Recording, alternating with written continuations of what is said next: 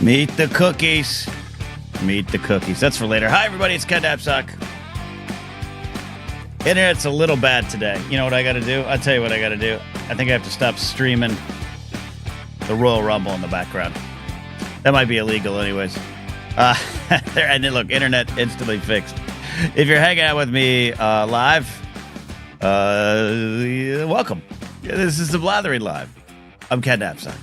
And we're here on a Saturday night edition. And it's going to be a lot of fun. We got Jared here. We got James checking in. Rich T. Saturdays are usually, I understand, lower attended, and that's a good thing. I want you all to go out and face the world, but I'm very appreciative of those who are here, like Crafted Jedi, hanging in here, become a channel member. Scotty's here. Thin Mints are so easy and good. It sounds like someone from the New Orleans area would say. Easy and good. It is a big easy. The poll up. Let's check the votes already. 10 votes are in. Favorite Girl Scout cookie. It's a simple question, and it's one that's been done on programs around the world forever. But I need to ask it tonight because that's where we start. As everyone checks in here, Addie's here. Saying not sure how active she'll be, but she'll be here. That's all we need. Joseph's here. Joseph Thomas. Chris Kiefer's here. Giggity. Svetnik's already out there saying things online about the Thin Mints. Tag along. So here, and here's what I was going to do. Share that screen. Share that screen. Where's the media? There it is. Cool. All right. So, apologies to the audio listeners. And I'll explain what this is going on. Also, I should say, let me give you a broadcasting lesson. If anyone out there wants to take some quick broadcasting lessons from me, if you're about to go live, don't put on an event like I was watching the Women's Royal Rumble. I'm not back into wrestling, but I'm checking out a little bit more of what's going on, Netflix and whatnot. And Royal Rumble's my favorite event, so I'm watching it. And I was like, I'll just turn the sound down, and I'll get ready for the show. Then Alexa Bliss returned. I want to watch that. Jordan Grace from TNA showing up here. They signed her. I want to watch that. I'm texting all ideas about wrestling. Then I was like, crap, it's the show. And so I'm here. But on the show tonight, we got Brandon Hanna checking in, back to talk some science, but more importantly, it is we got some specific stuff. There could be a theme tonight of it is time to actively resist Elon Musk, and Brandon Hanna had something that really got his gander, raised his hackles earlier in the week around the SpaceX stuff and the astronauts up in space and just the blatant lies being told by Musk and Trump. He wants to come on and talk about it. We're going to get to that at the bottom of the show. And I'm going to share a link to ResistBot because Trump and his administration has given Elon and the Doge team access. They've got the access now to like the Treasury and the payments, and it's all in the name of efficiency and this is not an elected official. This is becoming beyond a farce. It's becoming dangerously clownish and buffoonery that should be concerning. So we'll share a link on that. That's coming a little bit later in the show.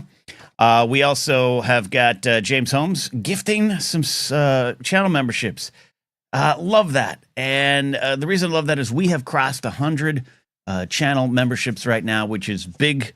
For me, it is a bargain price, $1.99 if you want to become a member. You get to call into the show. And I do think, because I had the Patreon page, I can talk about some of the stuff on the Patreon page here right now, but might expand what you can get here as a channel member. You get the video versions of a Monday morning show. When 20 minutes of coffee returns, you get to watch that live. And then you got the call-in links here as well. But you can get that on Patreon as well. Patreon's also the best spot probably for you to hear Pop Rockin' Radio, a show I still do. I don't do it live anymore. It is on Mixcloud for channel members on Mixcloud. But on my Patreon page, you get every episode I put up on the radio. It's heard, of course, live on the radio, Hall of Fame Music Radio, and other places like TuneIn and the Radio Box app. But you can hear it on demand through there. Also, as I announced on Thursday, the second Hot Burbank Nights set that I did, Hot Burbank Nights 2, is available. 26-minute set. Check it out. Proud of the set. Some words I said for the first time that I'm building into a bigger bit. So it's a little raw, but I love the set. and raw is good. Actually, I like when my comedy's a little raw and loose and fumbles here or there, just because that's kind of the comic I am. I'm not a quiet stand at the mic, say every word with clarity comic, and I love those that are. I'm not. I'm a little bit of a drunk buffoon. So check it out. That's all there. Also want to let you know, but I got to make sure I can load it into the back end of the show here. We got another interview coming our way on. We got another interview coming our way on this coming up. See, I keep putting the same. Something is wrong with my. See, kids, don't watch the Royal Rumble before you're doing. All right, the thumbnail didn't get loaded in, but coming to the channel on Tuesday is a great interview with Andy of Genders, Queers, and Buccaneers, part of my sub-series, looking a little deeper into evangelical Christianity, church, God, and Andy's got a fascinating story. Their journey through what they call the evangelical trauma factory is heart-wrenching. It's also hopeful in the end, and it's their story that they're sharing. So Andy from Genders, Queers, and Buccaneers interview coming Tuesday right here on the YouTube channel. So that final thing, this is how bad. I also filled up my water and forgot to bring in my water. I only have enough water in this cup. Man, that's all right. So see this here, Napzok. This was merch I have up on the Fourth Wall shop. It's listed down below if you're watching on YouTube. If you're listening to the audio version, you want some merch, go there. I also got the Napzok hats. But admittedly, the Napzok stuff kind of was developed when I was streaming video games on Twitch. Just kind of had that vibe. So it's there. But as you can see on the thumbnail for tonight's show, oh, Corey, I got to get to that here in a second. That's great. There's the thumbnail for tonight's show for those watching. We got a new logo, the Blathering Live logo. Created by Brian Ward, who's an absolute genius. Brian Ward, there's a reason if you're in the podcast sphere that I'm in, a lot of shows are, a lot of shows have imaging and branding made by Brian Ward, and I'm always proud to say. Force Center was like the first to hire him to do that. The Force Center logo is Brian Ward's work, and he had done a lot. He has a whole career. We talked about it on Force Center. We finally had him on the Dexter Jester's Why We Love Star Wars episode. Brian had a whole career in graphic designing stuff for Harley Davidson, and then kind of started working in Schmodown fan stuff. And Schmodown kind of is how he got known. And Star Wars Explained has them doing their stuff, but Force Center was first, and I'm always proud of that because Brian's a great friend, one of the best people I know in this sphere. But great work. I just said, hey, man, I got you like it's $25. Can you throw together a logo real quick? And he came back with some options that might be used on the show, but I love this version. So you'll be seeing that more and more. And I might do coffee mugs and some merch. By the way, merch never sells. Merch isn't where people make them. It's not like bands. I think everyone in the podcast and comedy sphere online thinks merch like we're bands or we're comics on the road. Comics on the road make money with merch. That's a little different. Bands make most of their money live shows and merch if you're at a certain level, of course. But for us, it's a little different. But if you want something like that, I'm going to start putting some of that stuff up because I do have the Napzok coffee mugs and more and everything. And also you got the Napzok. You want to put your drink on a coaster. You got that stuff there. But anyways, that's all business. That's boring. Let's get to the important work. Also, this is again, James Holmes. Thank you for gifting the memberships, and Corey. This is super generous and definitely appreciated. I'd like to say more than you all know, but I think I'm pretty transparent on a lifetime's careers, and this is really appreciated. But as we continue to grow this channel, I just absolutely love stuff like that.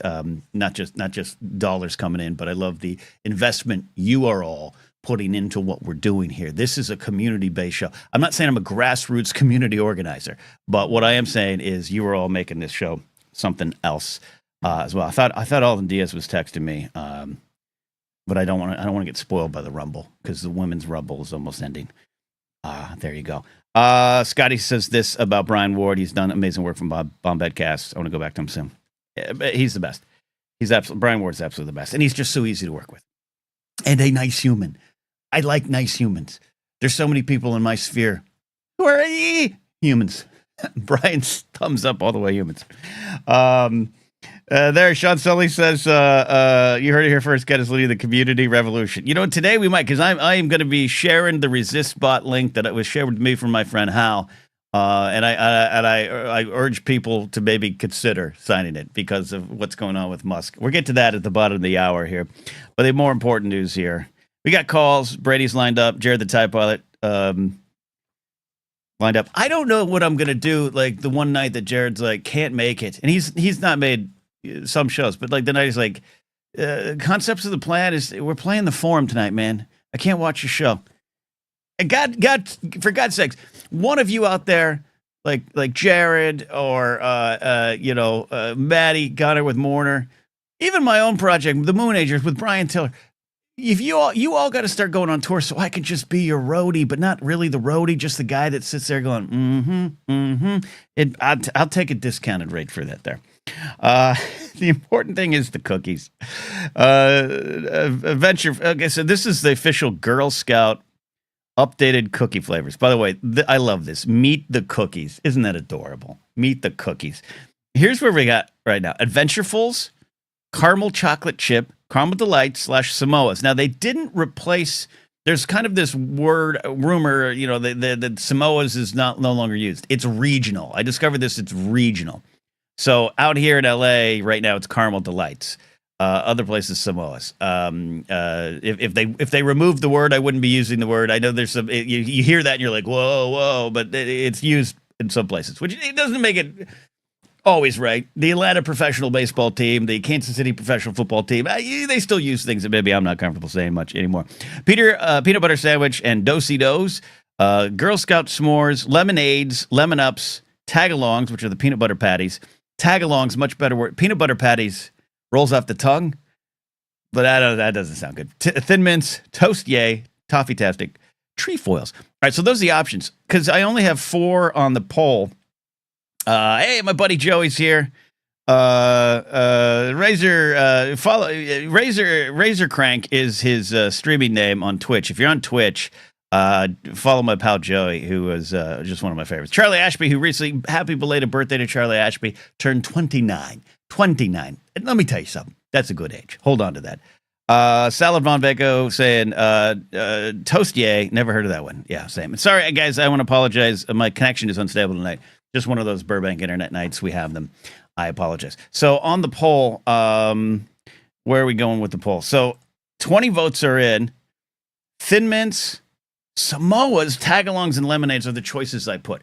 Now tonight I have s'mores. I have the s'mores ones. Toast J or solids, Sean Sully. Thin Mints, 25%. I thought it was going to be a walk. I thought this is a joke. What am I even doing? Samoas / caramel delights, 40% is the leader in the clubhouse. Tagalongs, 25%. Lemonades, 10%. Lemonade, I almost could have put other, but I didn't want to open up too fast. So if you have a different thought, put it down below. My pal Chris Kiefer saying, where's the best librarian in Southern California? Girl Scouts need to get some sugar-free cookies going, missing out on the diabetic market. I agree with that. Maybe some straight vegan options, I think would work as well. So, Charlie Ashby says the most British thing I've ever seen in print, custard creams, or get the fuck out. I want custard creams, which sounds like a category you accidentally stumbled to on Porn IQ. But I would love to try that. It's very British. Can I get a black currant soda with it? Maddie Gunner knows what I'm talking about. So here's the sleeve left. If you're watching, if you're listening, some little crinkle ASMR for you. This sleeve was full. Now there's a little shrinkflation going where I think they're selling less. I complained last week about my Red's frozen burritos. Love the Red's frozen burrito brand. I'd love them to be a sponsor. Do we have anyone in marketing that can help me reach out to them? They are, but this might hurt my chances. Let's be honest. The size of their burritos has shrunk. I think there's like 3 less cookies in a sleeve. So I was, 898 for him knows what I'm talking about. Thin Mints used to be Lord. So I was out and about today. I had breakfast with Brandon Hanna, who's coming on the show here at 4:30. Brandon Hanna, speaking of just wonderful people in the sphere.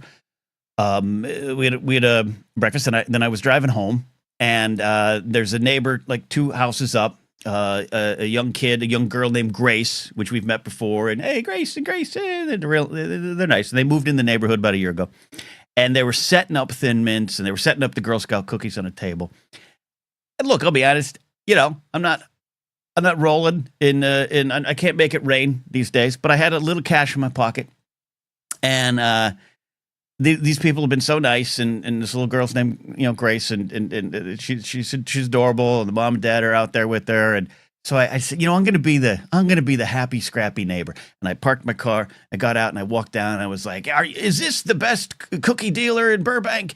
And the girl's eyes lit up, and then I did that thing, I did the whole like neighbor, and I casually was like, what's the prices, hoping that'd be like $4 a box. They're not. The prices are up, $6 a box. But you look in the eyes of this young person that's got an entire future, and you want to give them hope in these times. This is why I bought the cookies. I didn't buy it for me. I bought it for, and then the mother says, "Hey, this is our first time. We're just setting up. You're the first customer she's ever had in her life." I'm the first customer she's ever had in her life. It means the rest of her life, I'm going to set the standard. I'm here to set the standard for her, or actually more the standard for other people who ever interact with her in her life. Whether she gets a job and is a customer, or she's selling something, or just how she goes through life. So I thought to myself, and you guys could tell me if I'm crazy. I needed to buy these cookies. I needed to buy these cookies so I could be that pinprick of light, something we've been talking about here, so that years later in her life, if someone treats her less than this level, she'll know, no. I know how I'm to be treated out here in the public as a worker, as someone who's providing a service, or just as a human being existing. So I was so affable, and I looked at her eyes. She was just and her mom's like whispering her the prices. Tell them the price. She's like, $6. I was like, for the total? She's like, per box. So I bought 2 boxes of Thin Mints, and I bought some s'mores. Look, am I a hero? Am I a hero? You guys call in tonight to tell me if I'm a hero. The important thing is, I ate all of these in less than 6 minutes.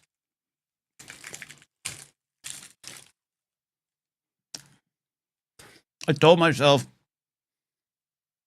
just have 4. They're pretty much gone now.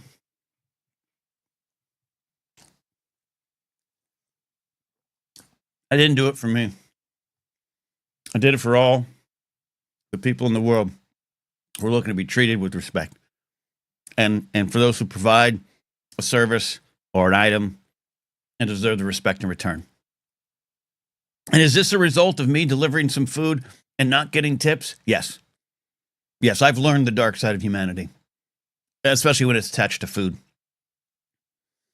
I drove 33 minutes to deliver 2 salads to someone and a Mexican Coke. It was a good order.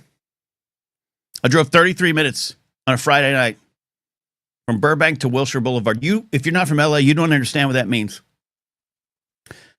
And they didn't tip me. So I wanted to be a better person.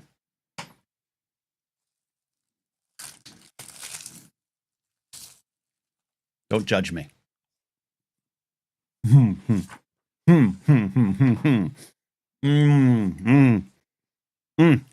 Okay. Okay. Coming up at 4:30, we're going to fight Elon Musk. But right now, we're going to take some calls. Aaron Parisian's here. Jesus holy. Burbank to Wilshire's brutal. Brutal! King Smokehouse says tipping is optional. Tipping is optional. It is optional, Kyle. And it's a shame that our country, as you know, Kyle, it's a shame that we have to rely on tipping. I wish I lived in the UK with merry old Charlie Ashby Buckworth III and Matty Gunnerthan the Ninth. I wish I lived there where my living wages meant I don't need a tip. In fact, it's discouraged against tipping. But I don't. And they should know better. Is that a political statement? You know what a political statement is? Laserbolt coming in the chat and saying, not crazy for Thin Mints. It's the worst thing Laserbolt has ever said in his life. I've watched this man cook meat in a forest and supported him. And that's the worst thing you've ever said. Let's check the poll. 25 votes are in. It's sliding down a little bit. Samoa's 36%, Thin Mints 24, Tagalong's 24, Lemonade 16. You guys in chat. And if you're watching on Facebook or Twitch, I see the comments here. They pop up here. So put your votes in. Forest meats. Laserbolt. You have got to start a second YouTube channel called Forest Meats. Share the profits with the King Sport Cow. Laserbolt, that's gold. Forest Meats. Harrison Gibson here, Thin Mints all the way. Harrison, with a name like Harrison, you can't be wrong.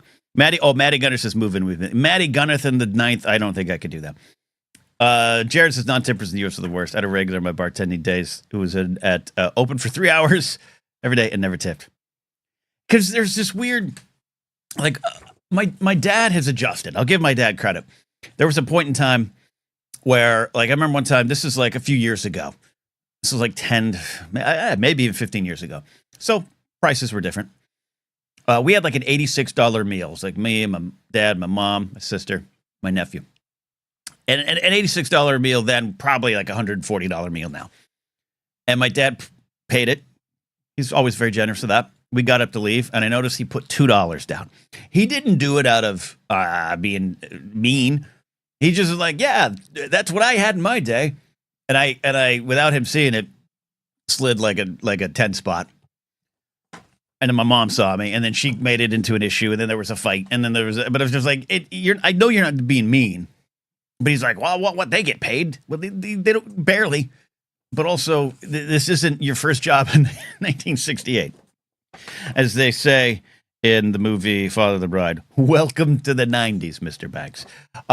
Let's take some calls. Jared the TIE Pilot's coming in first. Let me make sure I got the right call set, because I never trust what Jared's wearing. Jared, how you doing, my friend? I mean, you act like I'm coming here, tits out, shaking in the wind. You see shoulders. It's right. You could be in a dress. You could be in a tube top. You could be you could be wrapped up in athletic tape. I don't know. You should see me in a corset and heels. I would love to. What's on your mind tonight? And first of all, I need to know, we're taking this poll. We're doing it live. What's your choice for the cookies?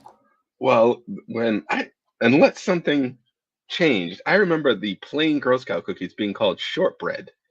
And all of a sudden it's a different label flavor, but that's my choice. Just the shortbread old. Are you talking about it's the trefoils. Yes, the trefoils. Now they're called trefoils. Okay, yeah, because it's the iconic shortbread cookies. Maybe that should have been my choice. You know what? I almost put that, but I was confused. See, they I think they need to announce. We got an era of executive orders to announce some really bullshit things. Why don't we have some executive orders to announce the Girl Scout cookie names have changed, so that we all know. Seriously. So that we're all there. There you go. What's on your mind today? So keeping the sports motif going from week to week. Okay. I want to know what sporting event that you witnessed, either in person or watching live on TV, is a moment that you would love to relive again for the first time. Examples, I've got two of them for myself. One would be 2011, when the Bruins won the Cup for the first time in over 40 years. And then in 1999, little Jared sitting on the floor watching Tony Hawk do the first 900 live on TV. Ooh, that's a good pull. Let's see.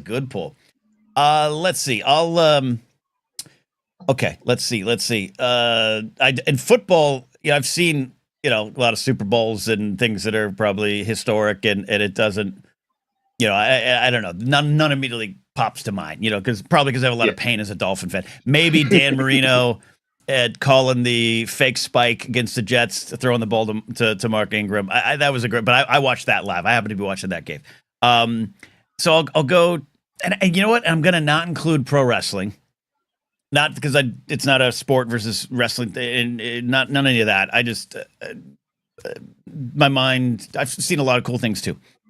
But I'm going to go to one of the biggest ones. 1988, game one of the World Series. Kirk Gibson, Dennis Eckersley, Mike Davis on second, and the miraculous, iconic, historic home run from Kirk Gibson. What was interesting at the time, Yankee fan, yes, but I was, just by total coincidence, my 2 years of Little League, I played on the A's both years. So I had kind of like, I love the Yankees, but I like the A's, and the A's would kick the crap out of the Yankees during that period of time. So I had, imagine, little Kenny, and a lot of you might have seen the Little League pictures that I sometimes share. I had the little Dennis Eckersley relief pitcher mullet, like hanging out there. So there's my hair. And I had my A's hat on, and my A's, like not jersey, but like my A's undershirt. We were at some friend's house of mine, like church family friends, bunch of people around. Some of my good friends in my age group, some of the dads and moms and everyone hanging around watching. And look, this was going to be the A's years. I was a Mets fan too. Gary Carter, they didn't get in. Dodgers were there, so I was already a little upset at the Dodgers. Canseco hits a first inning, what was a grand slam, dents the camera in center field. I'm like, it's done, man. The A's, Dave Stewart, it's done. It's done. And then Eckersley comes in, one of my favorites, because again, I had the Eckersley hair. If I could have grown the mustache, I would have. And imagine, Jared, little Kenny sitting there, watching the walk to Mike Davis, watching him walk to second base, and I was upset. Like, why didn't I think it was, I can't remember if it was a Steinbach or Hasse who was the catcher, but it was like, why didn't they throw? I think it might have been Hasse. And then the home run, man. And then Kirk Gibson, pulls this off, the iconic Vin Scully call, in the year of the impossible, the year of the improbable, the impossibles happen, the fist pump. But imagine Kenny, this baseball moment that I love. I love Jack Buck's call too. I love the taillights leaving Dodger Stadium, everything about it. Little Kenny stands up. Now, I can't say curse words because of Jesus. And I'm around church families, so I definitely wasn't saying anything. And I took my hat, and I threw that hat down. I threw that A's hat, and I'm like, shoot, dart it, gee willikers. Like, I was just like hopping mad. And like, I went out to, they had like a den where a lot of the younger kids were playing. I like stormed in there and came back, and everyone, it's okay. It's only one game. But I was surrounded by Dodger fans. And then, what, 5 games? The A's lose to the Dodgers. And I love that Dodger team now. That was my moment. I'll never forget it. And I'd love to relive it. To just be like, you're witnessing baseball history, idiot. Calm down. Take it in. Oh, I feel you on that one. Actually, Laser had a great one in the comics that I wish I would have been old enough to see in the Miracle on Ice game in 1980. Yeah. Yeah. Laser Bolt, did you... Something.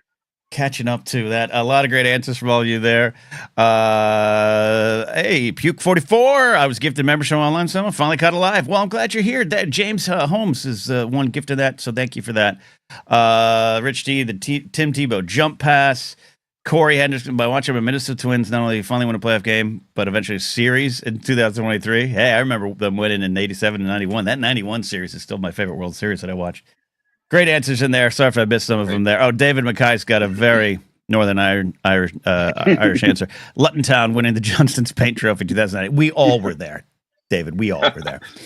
898 for Freddie's walk-off grand slam. Oh, okay, that's too recent. You Dodger fan. Anyways, great question. Jared. What would you like to relive about your moments? Oh, like I said, it was the Tony Hawk 900 and the Bruins 2011. But what would you like? But meaning, what would you like to relive? Like, what emotion? What would you just like to re-see it again? Would you? Yeah. Oh, it was most definitely that watching Tony Hawk land that 900 as oh my God, how bloody old was I? 12. 12, 13 at the time. Yeah. It was a skater boy, and I'm just like, what? That's not human. That's video game nonsense right there. Yes. That he just did. And the worst part about that, remembering it so clear, wrapped up in that brown and orange like knitted blanket we all had in the 80s and 90s. Yes. And whatnot, and just being flabbergasted. And I don't watch it as much anymore. Kind of like you with wrestling, I'll catch highlights here then of X Games stuff. And now there are 10-year-olds doing like 1260s, and I'm just like that. What? How? Look, we talk about it with the NFL kickers. kicking 60 yards like it's nothing, or major league pitchers throwing 100, and look, they're breaking their arms and they don't have the control. But yeah, back in the day, it was like this fireballer's got a 93-mile-per-hour fastball. Like, it's crazy what the human body can continue to Right? get I better mean, at. what was it? The major league movies made a big deal about him pitching 99 miles an hour for the last Yes, game. yes, and it's like nothing now. That'd be nothing. I mean, it's still not nothing, but Also, Matt, yeah. completely random thought that I just thought of. Mhm. You ever notice in baseball movies, whether it be Major League, Little Big League, Rookie of the Year, Angels in the Outfield, it's never about winning the series. It's always about winning the pennant. Yeah, to get to that, right? Yeah. I think because we have to do a study on this. Pennant is it's just such a baseball term. I think that translates. And also, series might be copywritten in a way that they couldn't. Maybe, I don't know. That's actually a great point. I didn't think of that one. We'll all be watching the big game in 2 weeks, won't we? Will we? Yeah, will we? I will be. Anthony Force Ghost Conversations, best Girl Scout cookies, a trefoil. Going back to the sports thing, Tony Hawk landed it on his last try, and they were about to cut the broadcast. Amazing.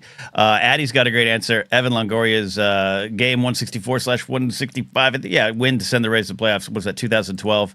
I actually want to do a a podcast series about the best Major League at-bats in history, and that's on there. Though I did read it quick, and even though I know who Evan Longoria is, I was like, Eva Longoria played for the Rays? I fall for it every time. Final thing before I let you go, we got Brandon Hanna coming up here in a minute. We're going to talk about Elon Musk and his SpaceX lies, and we're going to use ResistBot. The one thing I got for you, Jared, great call, home run of a call. No pun intended. Maybe a little pun intended. On Tony Hawk Pro Skater 1 and 2 back in the day, who was your skater? Were you a Tony guy, or did you go another choice? I went Bob Bergquist. He was my favorite growing up. Bergquist. Mine was Bucky Lasik. Bucky was great. Bucky was my guy. Yeah, Bob and Rodney Mullen were my two mains. Though it's a good one. Kareem Campbell, Siskig Sport Cal, a great choice as well. I still every once in a while put on the remastered versions, and they're both frustrating and fun. But it's a shot back to 2000. It is. Jared, thanks for the call, my friend. Always, my friend. You guys be safe. Love you all. Love you all. A lot of love. A lot of love flowing around today. We are here live on the Blathering with me, Ken Napzok. Hey, how are you? Brandon Hanna's going to be here in less than 1 minute. First, I want to talk about some of the things out there in the world that you might want to enjoy. My buddy Brandon T. McClure, my original comic book guy, has got a great little Substack blog there. You can scan that QR code, bitching about nothing. Just search for it, entertainment, news, and opinions. Help support a wonderful independent pop culture journalist. You need some meditation. I recommend my friend Scott's channel, Blue Star Meditation. Podcast versions available, Apple, Spotify, get there. And I have been promoting this.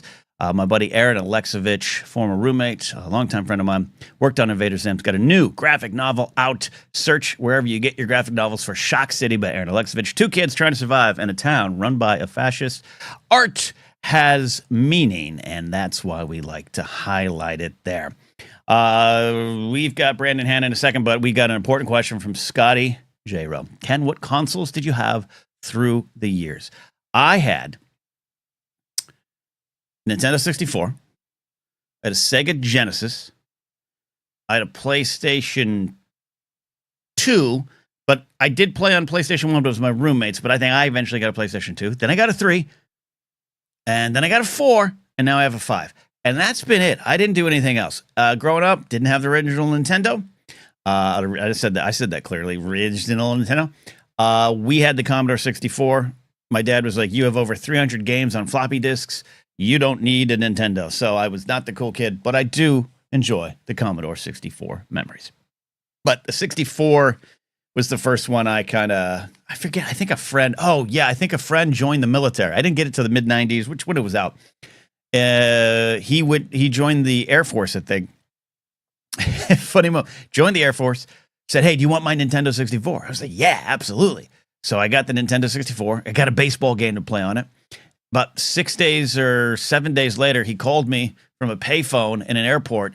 He's like, "Hey, I got discharged with an injury. It hurt my back real bad, and I'm out, so I'm coming home." And there was a pause, and I went, "Oh, that's so sorry, buddy." And he's like, "Don't worry, you're going to keep the Nintendo 64. It's like, "Okay, I'll pick you up at the airport if you want." So Nintendo 64 was pretty important.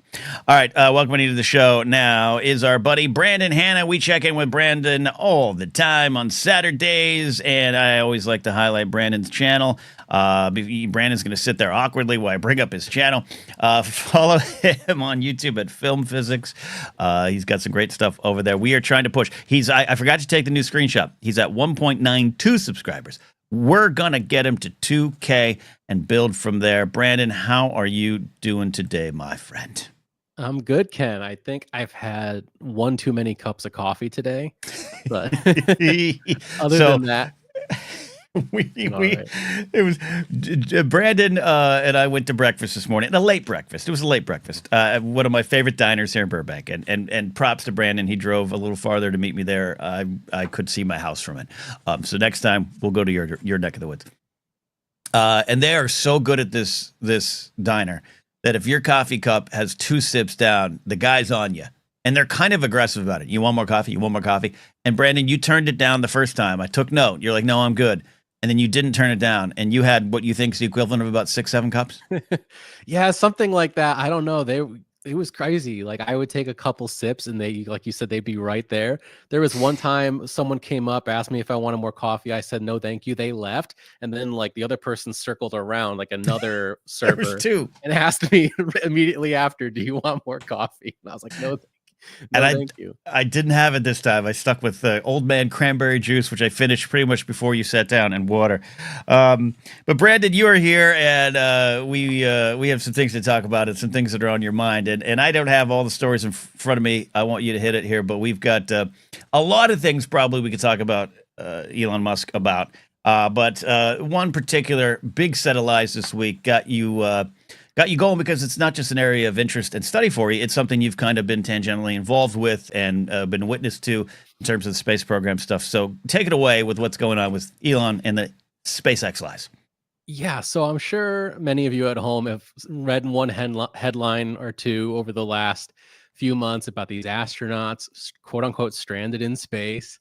And this is Butch Wilmore and Sonny Williams. They were astronauts that flew up to the space station aboard the Boeing Starliner space capsule, and this was their CFT, their crew flight test. So the whole point of this mission was just to test the technology, make sure that the Starliner could get people to and from the space station safely. So there was always like, a risk of something going wrong. Like that's why it's a test. And the whole point of this is to have redundancy with the SpaceX Dragon capsules, which has been bringing United States astronauts to and from the space station, for the last, few years. Before that, we were hitching rides with the Russians aboard their Soyuz space capsules, which are still going to and from the space station to this day. And so I actually had the great pleasure of going to the first 2 launch attempts for the Boeing Starliner space capsule. And I do have a video on my YouTube channel to just might as well plug myself while I'm here if you want to check that out. Plug away. I went as part of this like NASA social program that, anybody can apply to. I had been applying for, many months trying to get over to the Kennedy Space Center and see a launch. And it's a really great program they do to get like social media influencers, basically like press credentials, and sometimes even a little bit more of an inside look than they give to the press, which is pretty cool and a great opportunity. And so like this was a mission that was like very like close to me. I knew a lot about it. I really cared about it because I do think it is important for not one space company, SpaceX, to have a monopoly on U.S. space flight. And so it's important. And of course, Elon Musk wants that monopoly. So he's always been a sourpuss about it and taking shots at Boeing any chance he can. And Boeing deserves a lot of those shots for sure. Yeah. Not always the most ethical company, but their space division, I think, has done a really good job. They had some issues. They made it to the space station safely. They had some issues up there, and they were a little bit uncertain about the safety of the Starliner capsule for a return flight home. They eventually did bring it home by itself, and it landed perfectly. Everything worked. So if the astronauts were on it, they would have been fine. But they want to take extra precaution. NASA don't want to take that risk. Yeah, NASA does not want to take any risk when it comes to potentially losing human beings in space. Right. That's a big no-no. So they were like, okay, what are our other options? And they eventually agreed. There was a new SpaceX mission. The Crew 9 Dragon capsule was going to come up to the space station in September of last year, and it did. They were going to have 4 astronauts on board as part of the Crew 9 mission. They decided to only have 2 astronauts instead of 4, and Butch and Sonny up in the space station would become the other 2 members. So the moment the Crew 9 docked with the space station, they became a part of Crew 9. And so they have to finish out the Crew 9 mission, which was slated to come back next month. I think there was some technical things on the SpaceX side of things they wanted to be sure on, so they pushed it back to March, last I heard. So Right. they're still slated to come home in March. Yes, they were only supposed to be up there for like 6 days, and it's been more than 6 months, and so that's a lot. But at the same time, they're doing well. Sunny Williams just went on a spacewalk yesterday, which is amazing. When she thought she was only going to be up there for 6 days, and was probably going to be her last mission to space and the space station. So, yeah, obviously, I'm sure they miss their families, but they're doing all right. They're up in space. They're doing what they love. Nobody is stranded. If an emergency happened, they could hop in the Crew 9 and come home anytime they want, and they'd probably be perfectly okay. But of course, there's this narrative that they're stranded. And so Elon Musk really ruffled my feathers the other day. I'm sorry. Twitter did that thing where I had something open and then it wasn't open anymore. Another point against Elon. But he tweeted, the POTUS has asked SpaceX to bring home the 2 astronauts stranded on the space station as soon as possible. We will do so. Terrible that the Biden administration left them there for so long. And, he chose his words very carefully, right? Like nothing in here is particularly a lie per se, but it's all very misleading. He's trying to spread misinformation for political gain. He wants Biden to look bad and Trump to look good. And it immediately made me mad because my first thought is, are you talking about like this since last August before Crew 9 launch? SpaceX, Boeing, ULA, NASA, everyone involved all agreed that Butch and Sonny would become part of the Crew 9 mission and they would come home in February. And now all of a sudden he's talking about it like, oh, Biden just forgot about them, left them stranded up there, but Trump's going to bring them home, even though it was during the Biden administration that Elon Musk's own company, SpaceX, agreed to already be the quote unquote savior and bring them home on Crew 9. So it's like he's just waiting for them to come home on Crew 9, which has been a part of the plan for many, many months. They're not stranded. Their ride has been docked to the space station since September. And now he's saying, oh, well, we're going to bring them home next month and Trump is going to look like the one who brought them back and he's going to be the hero. And of course, so many people in the space industry on space Twitter are obviously upset about this. People I've even seen who have been, very favorable of Elon Musk. Everyday Astronaut is a huge content creator in the space industry. And even he made a long, very informative post about, hey, this is what's really going on, just so everyone could be educated. And we don't really know why Elon said these things. And a lot of us are very upset that Elon is trying to politicize space when there's nothing political about these astronauts being up there doing their jobs.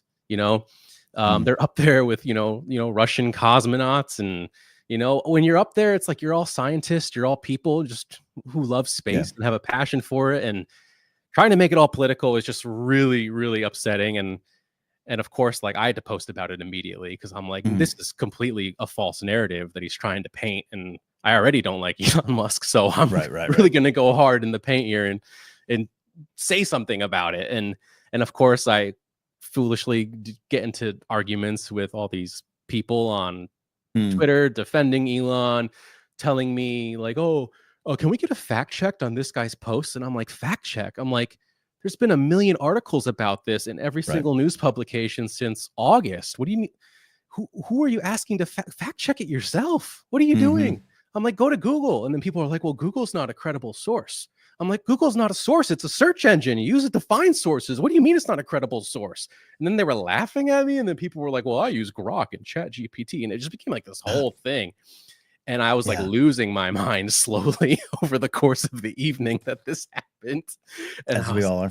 I was like, oh my God, as society, I fear we are cooked. There is something wrong where people would rather listen to an AI chat bot as opposed to like going to like the Associated Press or MSNBC or even Fox News is significantly better than asking AI what the answer is. Like what? So scary proposition, but yes, maybe. yes, exactly. I'm like, at least that's like a news outlet where like a journalist like wrote something down and there's people involved and you could use your own like deductive like reasoning and media literacy to figure out if something is like a reliable source, if it's a credible piece of information. And so it's a long way of saying that it was quite a headache. I was telling you this morning, it did. The silver lining here is it gave me inspiration for a project that I'm working on. I've had an idea for a long time. I started writing this children's book that's all about like instilling scientific literacy in young kids. And it kind of cured some writer's block that I had, believe it or not. So I was thankful for that. But it was crazy. It was crazy. I know I just rambled on for a long time. But this I is hope that made sense. It did make sense. And Corey says, I really appreciate the truth about the performative outrage. Trump is once grandstanding, I would say, to bash the space industry. And Corey also said something earlier I think was really valuable. I might have missed it here in the chat, but Corey was like, hey, you know, Elon was someone that I will admit I used to respect. And I don't think he's alone in that. Whether you know it's a false narrative back then of who he actually was, you just don't know. He emerges on the scene. First time I heard about him was when he was a guest star on The Simpsons. And from the outside looking in, you're thinking this is good. I've had conversations with people in my family who, as I was talking to you about this morning, have the men who built America myth in their hearts and souls because they built America and America keeps Jesus going, and this is why they're important. And anytime I talk bad about Elon, the response I get is, "Oh, but we need him. We need people like him because what he builds." Dude hasn't built one thing. Tesla's, though popular, and I've been in them, and wow, they're pretty an interesting ride. Or you know, some of the most recalled cars now, and we got SpaceX, and without a doubt, like you would probably tell me more than I could even say with authority. Probably done some good things. Probably, something we need, and we don't need a monopoly. But then what has emerged is this truth about who he is. And I love that someone like you, when you're invested and know specifically about something, that you can go forward and try to say it doesn't always work. The grok heads are going to fight you on it. But I think it's important for us to get just the simple truth out there, because it is just that. It's a simple truth. He's twisting it right in front of our eyes. Even I, a layman who's just a dumb 48-year-old Fortnite player, is kind of already knew that no, they were coming back. Like what is this about? So I think it's very valuable for you to come on and share the truth and fight for the truth. Exactly. Like this was a problem that was solved many months ago. And the funny thing is that Elon SpaceX was already the savior in the situation. Like could have been the same. But like they already are, like they're already coming home on a Dragon capsule on Crew 9. Like they're already coming home on SpaceX technology. Like SpaceX is already quote unquote saving these astronauts. So it's like you're already getting the credit, but because it was done under the Biden administration, that's a problem for you because obviously you're in with Trump and the Department of Government Efficiency. And then the irony of the only other option is them sending another Dragon capsule up to the space station, which was cost millions and millions of dollars just to bring the astronauts home a month early. And you're supposedly the head of the Department of Efficiency. Right. But so it's crazy. And like the SpaceX, as a company, the technology that they do and that they achieve. I said it on the show before, like a lot of brilliant minds there, some of the best in the world, obviously, for what they're doing. But this ironically proves the point of the Starliner mission, which is redundancy. Starliner it ultimately was okay, but there were some doubts. There were some things going on with the capsule that they didn't like from the ground, and they decided to go another route to bring these astronauts home. And it proves the point of the mission, that why it's important to have redundancy. You went up on a Boeing capsule, something didn't seem quite right. Let's bring them home on a SpaceX capsule. And then who knows, maybe one day astronauts will go up on a SpaceX capsule and something will go wrong and they might need Boeing to bail them out. Like, that's just like the whole reason NASA wants to do this. I actually like asked them, this question when I went there for the NASA social. They do this great like press conference thing for the NASA social attendees, where there's representatives of like NASA and Boeing and ULA were there, and you really get to feel like a part of the press, which is pretty cool. And I was able to ask a question about just that, like, like it's important to have this redundancy. They kept hammering that home. And do these companies ever like work together? You're building the same thing for the same customer, the United States of America, for NASA. Like we're the reason that they're both competing against one another is that so we have these options. Like they should work together, and they don't really play nice as much as you'd hope. And you were telling me, and I hope maybe you're comfortable sharing, but like being in the presence of these folks in this press conference you got to attend, when you say they're not playing nice, there were some hints that maybe the head of SpaceX was making things difficult, right?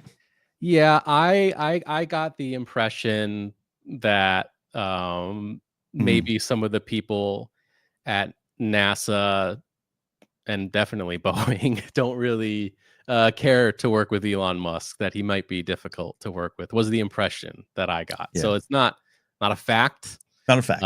It's purely speculation based on the vibes that I felt in that room. Yeah. But that I believe it. But well, it keeps in line with what these disruptor types always bring about destruction. That's what we talk about a lot. My friend Ken Plume is the first that really sat with me and talked about the idea of destruction. It comes from this idea of disruption, changing things up and new things and trying new innovations. And I think that's what Musk was sold as 10 years ago. When he's on The Simpsons, it's as this genius, creator type. And that's not true. Just like Trump being sold as a successful businessman, and he's going to run and save the country in 2016. And I know a lot of people who voted for him with good intentions in their hearts for a businessman to run this country, which, was kind of the drawing power of Ross Perot in 92. Let's treat America like a business. And maybe there's some truth to that, but that's not a successful businessman who won the White House. That's a liar. That's a grifter. And it's becoming more and more true to me and others I would see. And I think maybe you've probably fallen in the ballpark of Elon's not a disruptor. He's a destructor. And this is why it's important to shed truths, shine lights on the truth of the situation, I think. Yeah, I certainly don't care for his politics, especially as of late. Some of the things he does, some of the things he says kind of go against some of my core beliefs, my own morality, if you will. And SpaceX is great. I think lightning in a bottle situation, like he hired the right people for the right jobs, and they're performing miracles over there. It's amazing what they're doing with the Starship and reusable rockets, how they revolutionized that industry. Now everyone's got their own reusable rockets because of SpaceX. Right. They really pushed the frontier, and it's incredible. But yeah, it's just and that's the thing when it becomes, this is someone who just wants to be part of the cool party. He just wants to be in the center, and that doesn't excuse anything he's done recently, any gestures he's made or anything. I don't want anyone to think I'm saying that, but it's just, this has been his driving factor. We're so good people doing good work. Even some of the ideas behind Tesla, like you said, some of the successes of SpaceX are just washed away by an absolute jackass like him, trying to be out in front of it all. And now a power in the White House, which is concerning, which we'll get to in a second. Brandon, any final thoughts on the Musk of it all? And what can we do? You're talking about writing a children's book to reach the next generation, talking about having a simpatico relationship with science, if I may describe it as such. Or you talk about media literacy, which we talk about a lot in pop culture, and movies and the things we love, that art has meaning, or this thing's saying something, and here's what it's saying, whether you like it or not. This is maybe the point that they want you to get. Bigger conversation. But you're talking about it just in terms of the news and the headlines, which is a big problem as well. Yeah, it's important to know how to sift through the BS and find a reliable source. There's this narrative amongst the far right and the Elon Musk fans of it all that no mainstream news outlet is reliable, and that's just Right. bull. That's not true. I mean, these Right. these people are professional reporters. They care about their craft. They care about getting the news out there.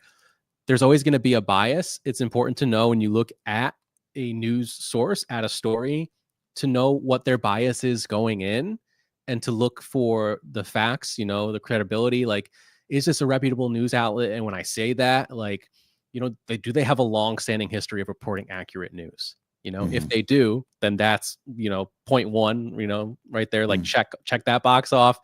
What are their sources? Do they have reliable sources? Like, who are they quoting? What's going on? And all this sort of stuff. There's so many different elements to take into consideration, and that just all comes, with experience and knowing, who to trust and what you can trust and what is nonsense. And it's a craft. It's almost like an art form that every one of us has to learn to master, and it's been that way. Since the inception of the newspaper. It's like that's always been an important skill to have, and that's kind of part of what I want to instill in young readers, is that like, you have to know who you can trust and who you can't, and as best as you can. You're not always gonna hit the nail on the head. Some things are going to be wrong. That's just the way it is.